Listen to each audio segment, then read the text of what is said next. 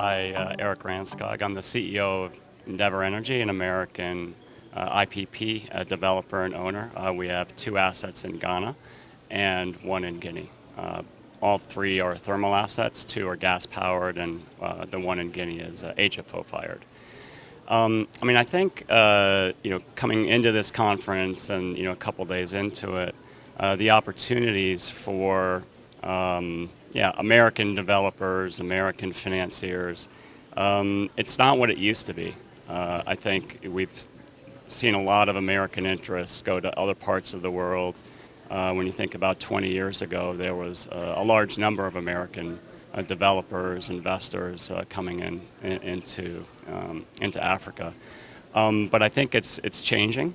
I think a big part of that is because of the U.S. government's focus on supporting big projects, particularly on the gas to power side. So really strong opportunities for LNG coming in, which is really supportive of renewables. Not every country has rich resources for renewables, but it's also the drive for development, industrialization, job creation, refining, value-add opportunities, so relative to mining, and other parts of the economy where agriculture is a good example of that, mechanization, and then the value-add for agricultural products.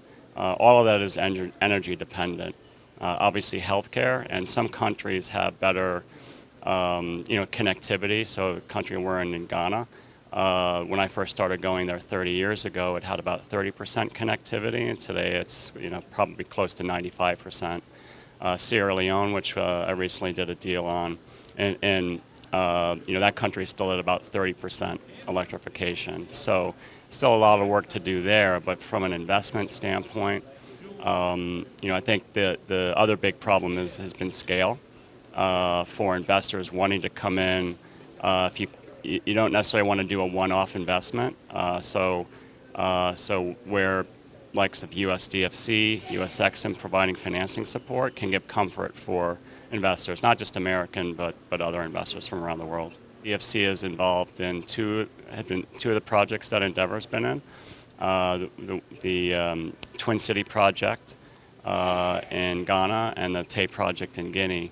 And for the DFC, they just quadrupled in size in terms of their capacity, and I think a significant portion of that is dedicated for Africa.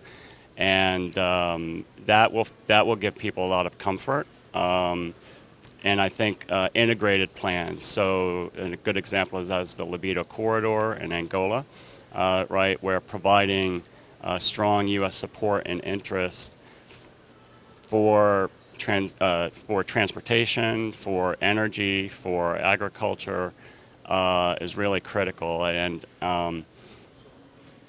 most people who haven't invested in Africa really don't know much about it, right?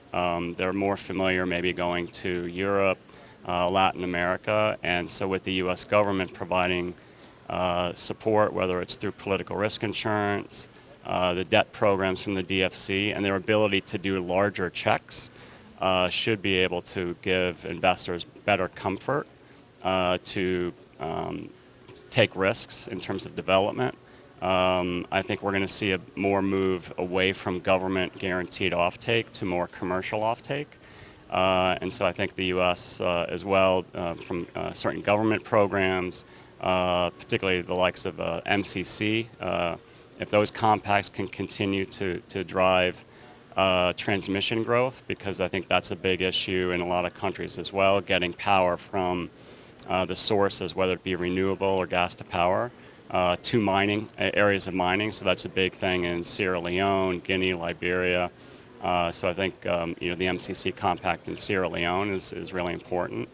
And government to government, right? So where certain governments, and Sierra Leone is a very good example of this, Ghana as well, where they want U.S. involvement, they want U.S. interest, and provided that the frameworks are in place, the U.S. has proven to be able to support investors, not just American but others as well, that to come in, and I think the drive now for supply chain diversification, particularly on fuel. we're thinking about LNG coming into the Africa. I think that's also going to be, an important step over the next couple of years in the region.